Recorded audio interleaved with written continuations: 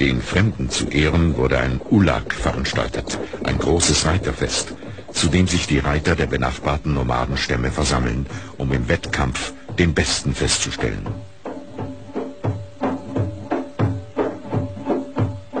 Ein Ulag ist eine harte Sache. Ein toter Hammel, mitten unter die Reiter geworfen, muss erbeutet und dem Schiedsrichter überbracht werden. Früher, so erzählten damals die Alten, wäre die Beute kein Hammel, sondern der Kopf eines Feindes gewesen.